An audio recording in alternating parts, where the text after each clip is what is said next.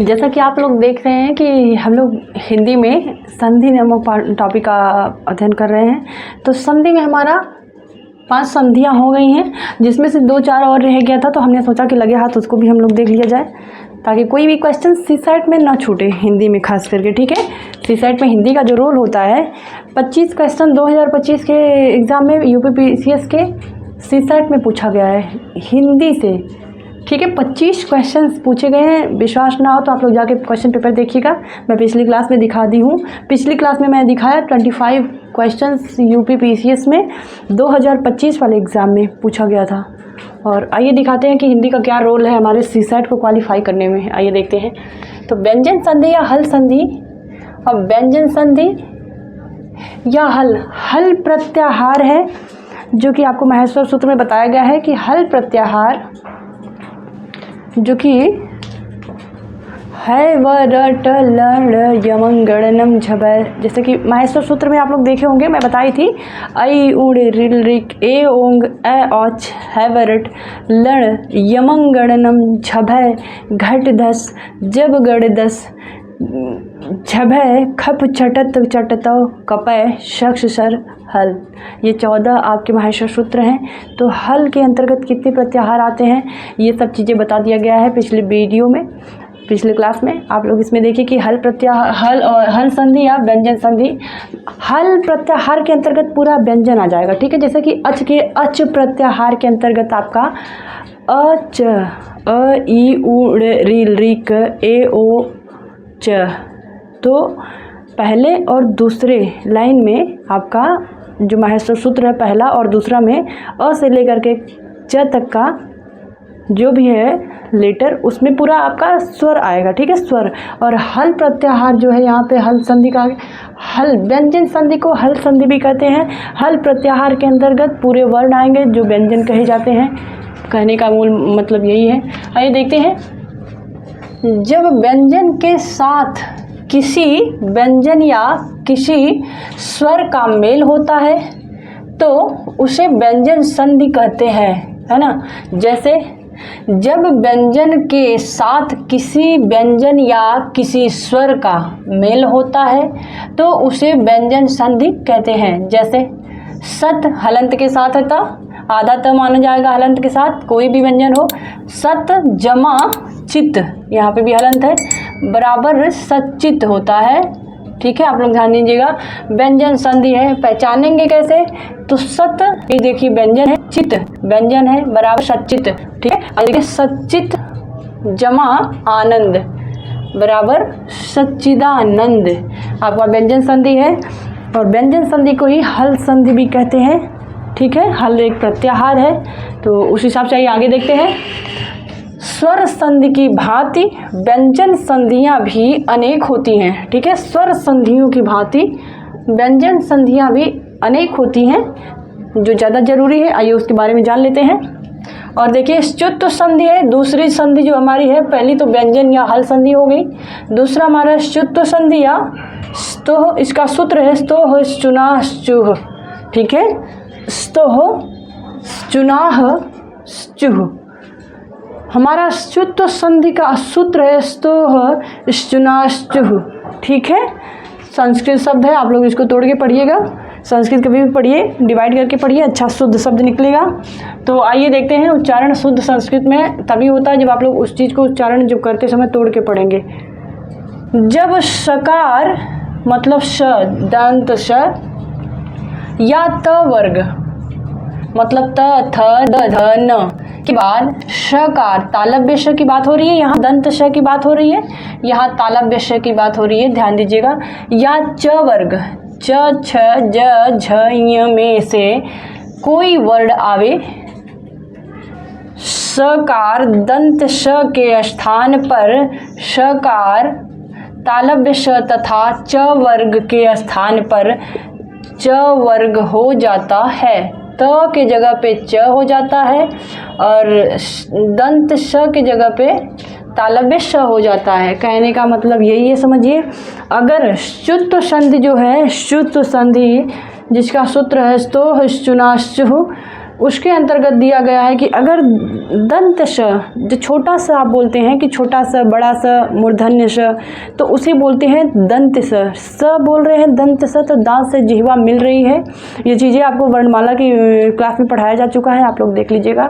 बोल के आप लोग प्रयोग करके देखिए, प्रैक्टिकली आप लोग समझा करिए कि बोल के देखिए कि दंत श में जो स है वो दांत से जिह्वा मिल रही है।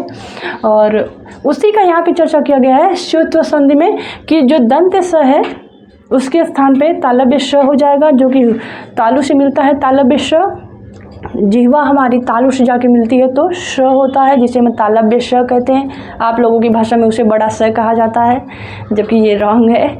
और देखिए यही चीज़ कहा गया। और च वर्ग जितने हैं, यहाँ पे च वर्ग के स्थान पर आपका त वर्ग हो जाता है, ठीक है। च, छ, ज, झ, ञ, च वर्ग के अंतर्गत च से लेकर ञ तक आता है जो अक्षर, जो वर्ण, उसके स्थान पे त वर्ग हो जाता है। जो त जो है वो दंत वर्ग का होता है, तो त, थ, द, ध, न हो जाएगा च, छ, ज, झ, ञ की जगह पे। और दंत श की जगह पे आपका तालव्य श हो जाएगा। कहने का मतलब यही है, श्रुत्व संधि का यही पहचान है। आइए आगे देखते हैं, एक उदाहरण लेते हैं, उससे चीज़ें क्लियर हो जाती हैं उदाहरण से। आइए देखते हैं एग्जाम्पल। फॉर एग्जाम्पल हम लोग देखेंगे मनस जमा शांति। हमारा उदाहरण है मनस जमा शांति। तो मनस में जो दंत श लास्ट में आया है, ध्यान दीजिएगा उस चीज़ को। मनस जमा शांति बराबर मनस शांति। देख रहे हैं यहाँ पे श आया है ना, दंत श, यहाँ पे जाके ये आधा श हो गया है तालव्य में।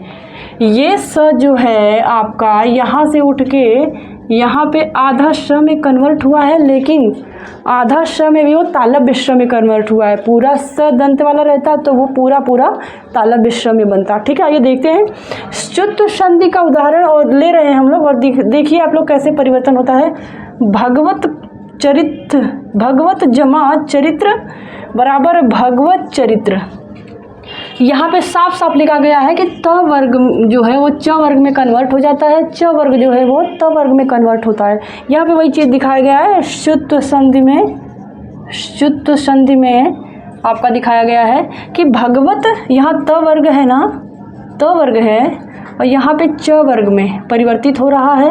भगवत चरित्र यहाँ पे आपका, यहाँ हलंत के साथ त है तो आधा त है। यहाँ जब कन्वर्ट होगा वो, तो यहाँ पे आधा च वर्ग में त, थ, द, ध, न में जो है त वर्ग का पहला लेटर वर्ड और च वर्ग का पहला वर्ड। अगर त है तो च हो जाएगा, थ है तो छ हो जाएगा, द है तो झ हो जाएगा, ज हो जाएगा, न है तो आपका य हो जाएगा, ठीक है। उस हिसाब से यहाँ दिया गया है। त वर्ग जो है वो च वर्ग में परिवर्तित हो जाएगा। भगवत चरित्र हो गया। नोट में देख लीजिए आप लोग, इसके तहत त वर्ग का जिस क्रम का वर्ड आता है, जैसे त वर्ग का जिस क्रम का त, थ, द, ध, न, च वर्ग के उसी क्रम के वर्ण में परिवर्तन होता है।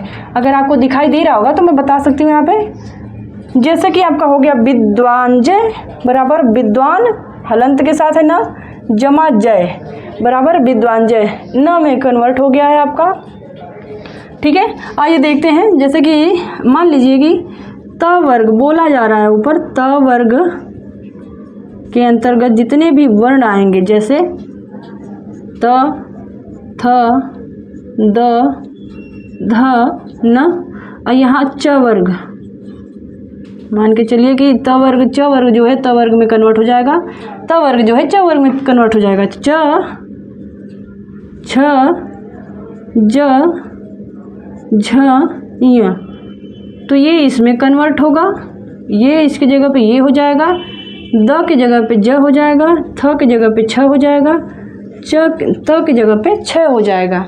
श्रुत्व संधि पढ़ा जा रहा है तो उसके अंतर्गत बताया गया है। आप लोगों को दिखाई दे रहा होगा, आई होप कि आपको दिखाई दे रहा होगा। हाँ जी, बिल्कुल दिखाई दे रहा अच्छे से। और त वर्ग जो है च वर्ग में कन्वर्ट हो जाएगा। श्रुत्व संधि हम लोग पढ़ रहे हैं, तो श्रुत्व संधि का यही सबसे बड़ा पहचान करने का तरीका है कि अगर दंत श है तो वहाँ पे तालव्य श हो जाएगा, अगर आपका च वर्ग दिया है तो वहाँ पे त वर्ग हो जाएगा, त वर्ग दिया है तो च वर्ग हो जाएगा। आप लोग समझ सकते हैं इस चीज़ को। आइए नेक्स्ट पॉइंट देखते हैं। नेक्स्ट जो है ष्टुत खटुत संधि कहते हैं इसको। आप बहुत लोग यहाँ को इसको मूर्धन्य श कहते हैं या ख में भी उच्चारण करते हैं। आइए मूर्धन्य श लेके ही हम लोग इसको पढ़ते हैं। ष्टुत्व संधि, ष्टुत्व संधि सूत्र है स्तोह ष्टुनाष्टुः, ठीक है। सूत्र है स्तोह ष्टुनाष्टुः, हमारा सूत्र है ष्टुत्व संधि का। अब देखते हैं इसके अंदर का जब सकार मतलब कि स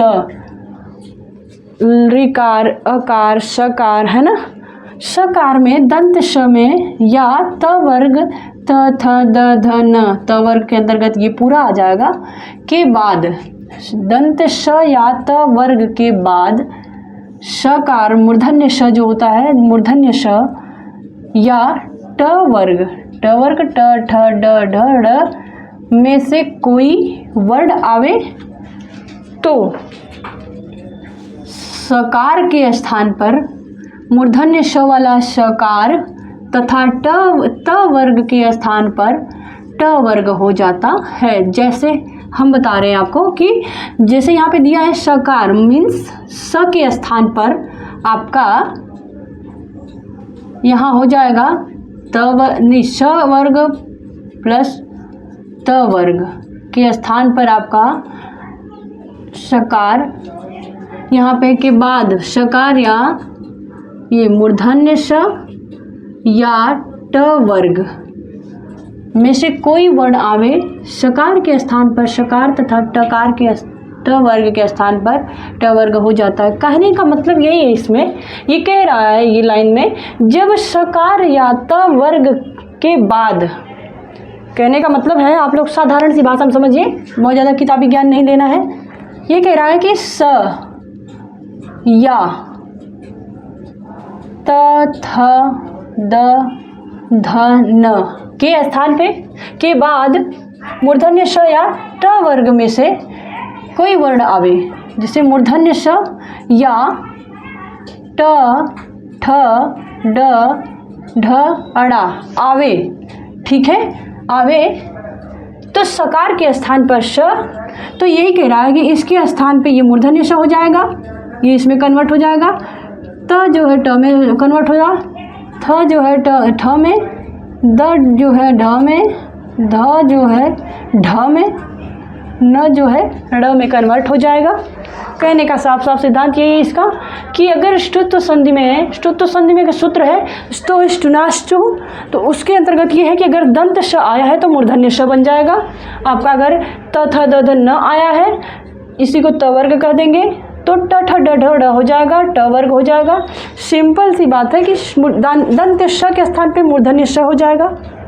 और यहाँ पे दिया गया है त थ द ध न, जो त वर्ग के अंतर्गत आएंगे वर्ड उसकी जगह पे ट वर्ग हो जाएंगे।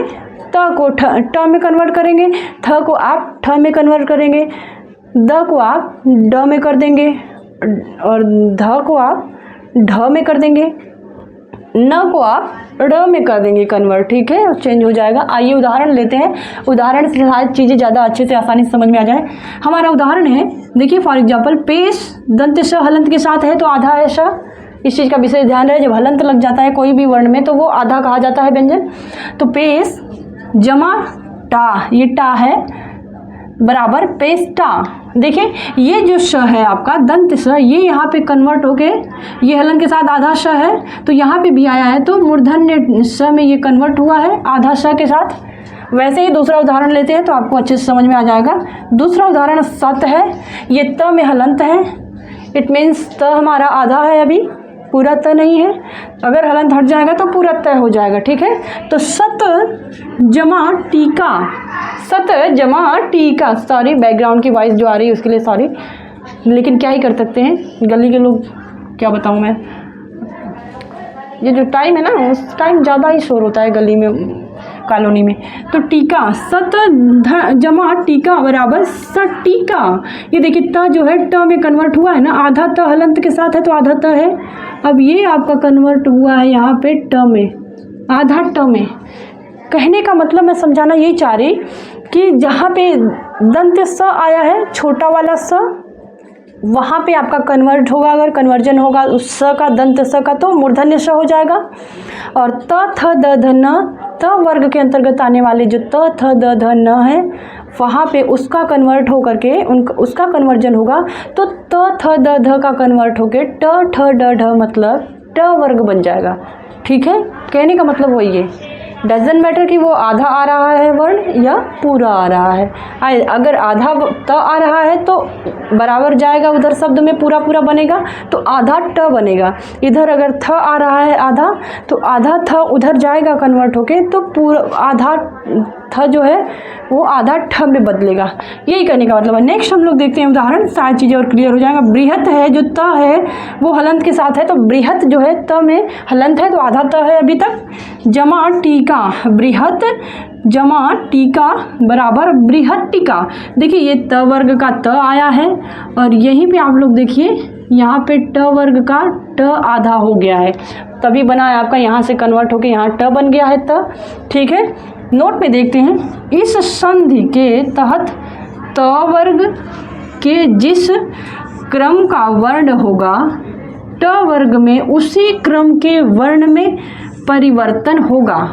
मैंने बताया पहले ही आपको कि त वर्ग के जितने भी अक्षर हैं, जितने भी अक्षर हैं त वर्ग के, वो जैसे मान लीजिए ट की जगह पे त वर्ग में त आया है तो बदलेगा तो जाएगा ट में, थ बदलेगा तो जाएगा ठ में, द बदलेगा तो जाएगा ड में। ठीक है, द मैं द की बात कर रही हूँ, दूध, दवा, वो वाला द की बात कर रही हूँ, तो द बदलेगा तो जाएगा आपका ठ में, ड में, ध बदलेगा आपका जो जाएगा ट ठ ड ढ में, आपका न बदलेगा तो ड में जाएगा। ठीक है, तो वही चीज़ यहाँ पे लिखा गया है, उस क्रम के वर्ण में परिवर्तन होगा। जैसे तत्, यहाँ पे त आपका हलंत के साथ है तो आधा त है, गौर करिएगा इस चीज़ को। तत् जमा टीका बराबर तट्टिका, आपका आधा त जो है यहाँ पे आएगा तो आधा ट में कन्वर्ट होगा।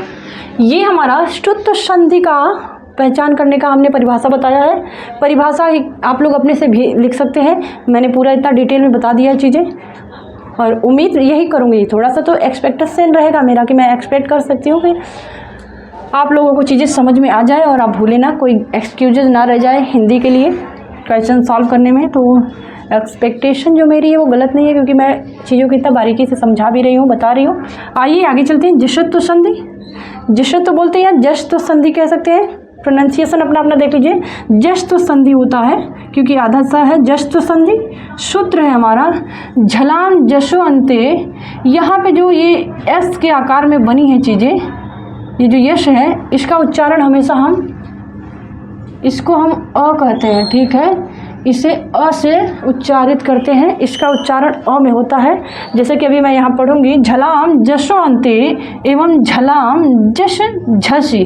ठीक है, ये सूत्र है आपका, झलाम जशो अंते एवं झलाम जश हलंत के साथ सब है, जश झसी। ठीक है, ये सूत्र है जश्त्व संधि का। आप लोग आगे देखिए, इसमें क्या है, जब पद के अंत में प्रथम, द्वितीय, तृतीय या चतुर्थ वर्ण झल वर्ण के बाद, झल एक प्रत्याहार है जिसके अंतर्गत क्या क्या आएंगे हम बता रहे हैं अभी। जैसे वर्ग का तृतीय, चतुर्थ या पंचम वर्ण, या आगे बता रहे हैं आपको। कहने का मतलब है जब पद के अंत में प्रथम, द्वितीय और तृतीय या चतुर्थ वर्ण, जैसे कि मान लीजिए क, ख, ग, घ, अंगा की बात हो रही है, तो प्रथम, द्वितीय, तृतीय या चतुर्थ वर्ण यहाँ तक की बात हो रही है। ठीक है, न को छोड़ करके चतुर्थ वर्ण के बाद वर्ग का तृतीय, चतुर्थ या पंचम वर्ण, वर्ग का ये तृतीय, चतुर्थ या ये पंचम वर्ण, मान लीजिए जैसे क, ख, ग, घ, अंगा में ये हो गया, ये हो गया, ये हो गया। ठीक है, तृतीय, चतुर्थ एवं पंचम वर्ण आए। उसके आगे देखते हैं कि आगे क्या है चीज़ें। मैं इतना तो उम्मीद करूंगी कि आप लोगों को चीज़ें समझ में आई होगी। व्यंजन संधि, हल संधि भी कहते हैं उसको, और आपका ये है कहा गया स्तुत्व संधि, जिसका सूत्र है श्रुत संधि हो गया, श्रुत संधि भी हो गया। आइए देखते हैं श्रुत संधि में आपका आगे क्या चीज़ें हैं, कैसे हम पहचानें। जस्त संधि में और भी चीज़ें बाकी हैं, उसको देख लेते हैं। लगे हाथ।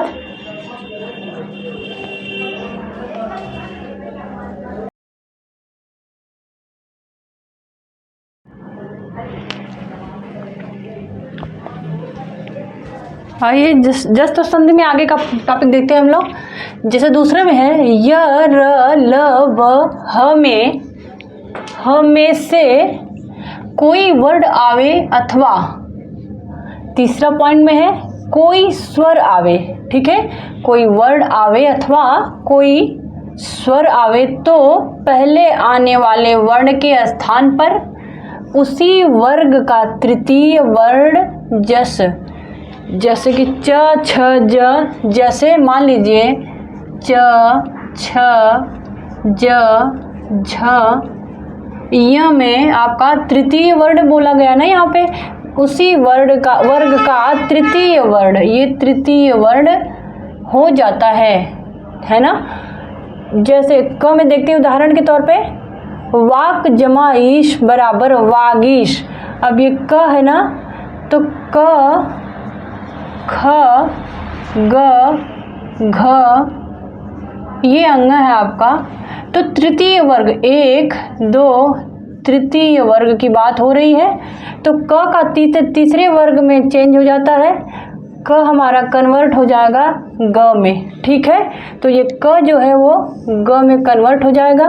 तो ख नंबर में देख रहे हैं उदाहरण हम लोग। उदाहरण एग्जाम्पल नंबर ख में देखिए, दिक, ये क जो है हलंत के साथ है, आधा क है। दिक जमा अंबर, तो यहाँ जो क कन्वर्ट हुआ है ग में, तृतीय में क हमारा कन्वर्ट हुआ है ग में, तो दिगंबर हो गया है। अब आइए जैसे कि जस्त संधि में हम लोग पढ़ रहे हैं, तो ग वाला उदाहरण देखते हैं। तीसरा नंबर दिक, ये क जो है हलंत के साथ है तो आधा क है।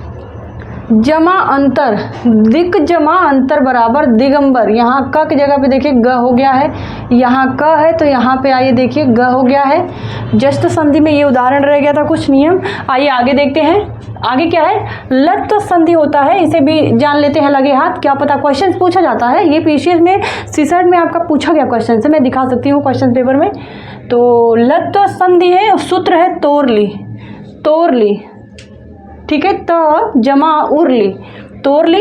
जब त वर्ग त थ द ध न, त वर्ग के अंतर्गत ये सब आ जाएंगे, त थ द ध न के बाद ल आवे तो त वर्ग के स्थान पर ल हो जाता है। कहने का मतलब ये है, इस लाइन में लत संधि तोरली उसका सूत्र है, उसमें कहा गया है कि त वर्ग के स्थान पे त थ द ध न, त वर्ग के स्थान पे आपका ल हो जाता है। ठीक है, ये ल हो जाएगा।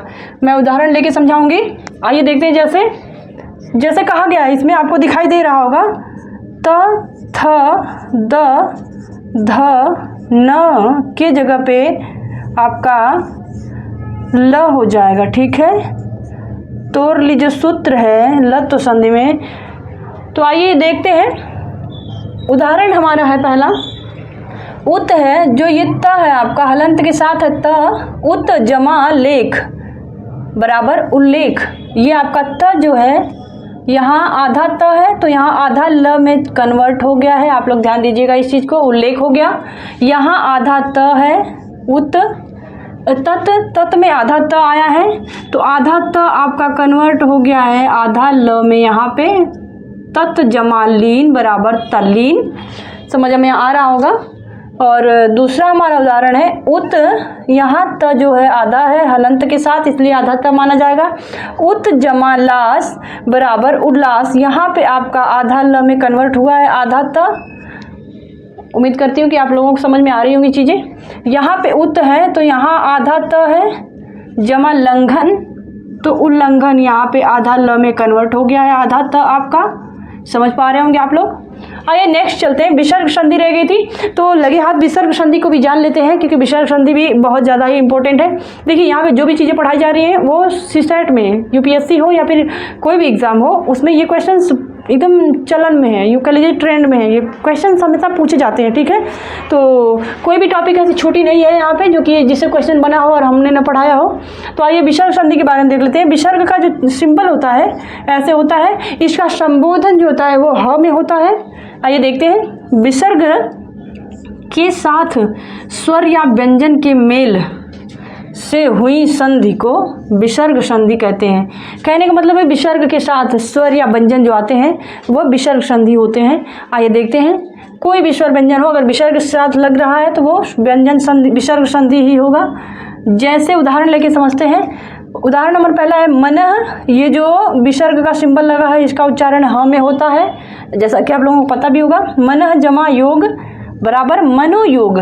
ठीक है, मनः जमा रथ मनोरथ। ख में है मनः जमा कामना मनः कामना। अब इसी को हम वहाँ समझाने जा रहे हैं आपको। यशः जमा गान यशोगान। आइए देखते हैं नियम में, नियम दूसरा में, फर्स्ट में नियम नंबर फर्स्ट में देखते हैं। विसर्ग के बाद वर्ग के प्रथम द्वितीय अर्थात क ख च छ ट ठ त थ प फ या तालव्य श मूर्धन्य श और दंत्य श होने पर, कहने का मतलब जो 25 स्पर्शी व्यंजन होते हैं हमारे, क वर्ग च वर्ग ट वर्ग त वर्ग प वर्ग, है ना, उस चीज़ का बात किया जा रहा है कि उसमें से क वर्ग का पहला और दूसरा, च वर्ग का पहला और दूसरा, ट वर्ग में पहला और दूसरा, त वर्ग में पहला और दूसरा करके ऐसे तालव्य श मूर्धन्य श और दंत्य श होने पर क ख प फ में से कोई वर्ण होने पर विसर्ग अपरिवर्तित रहता है, नो चेंजेस। ठीक है, कोई परिवर्तन नहीं होता है। इतनी चीज़ें, जब क वर्ग का पहला दूसरा, च वर्ग का पहला दूसरा वर्ण आता है और तालव्य श दंत्य श और मूर्धन्य श आता है होने पर क वर्ग प वर्ग में, ये जो है क वर्ग और प वर्ग में कोई वर्ण होने पर विसर्ग अपरिवर्तित रहता है, विसर्ग नहीं बदलता, जैसे रहता है यथावत रहता है, जिस प्रकार रहता है वैसे ही रहता है। आइए एक उदाहरण से समझते हैं, शायद उदाहरण अच्छे से समझ में आ जाए। तो मनः जमा कामना, मनः कामना कोई परिवर्तन नहीं है, विसर्ग के साथ चीज़ें आई हैं। मनः कामना, मनोकामना यहाँ गलत हो जाएगा आपका, ये अशुद्ध है मनोकामना। ठीक है, अब आइए देखते हैं पयः जमा पान, पयः पान। ठीक है, इसी प्रकार अन्य उदाहरण हैं प्रातः काल, देखिए यहाँ पे विसर्ग लगा हुआ है। अंतःपुर, अंतःपुर प्रातः काल शुद्ध है ये, अंतःकरण आदि। किंतु नमः तिरः शब्द अपवाद है, इसमें विसर्ग के स्थान पर स हो जाता है। जैसे उदाहरण में नमः जमाकार में नमस्कार, यहाँ पे दंत्य स आधा कन्वर्ट हुआ है नमस्कार। पुरः जमाकार पुरस्कार, यहाँ पे भी देखिए स आधा आया है दंत वाला, तो ये अपवाद में है, स हो जाता है। दूसरा देखते हैं, यदि विसर्ग के बाद च या छ आवे, जैसे कहा जा रहा है कि ये विसर्ग के बाद च या छ आए तो श हो जाता है। तो विसर्ग प्लस च, विसर्ग प्लस छ मिलके दंत तालव्य श हो जाते हैं। जैसे नि विसर्ग आया ना, नि के बाद विसर्ग जमा छल, ये छ आया है ना, यहाँ पे विसर्ग के बाद छ आया है, निश्चल दंत, ये तालव्य श हो गया।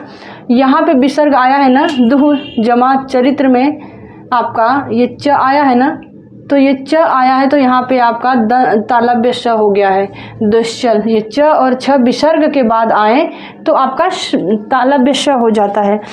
आपकी जो संधियाँ थी वो आज पूरी हुई।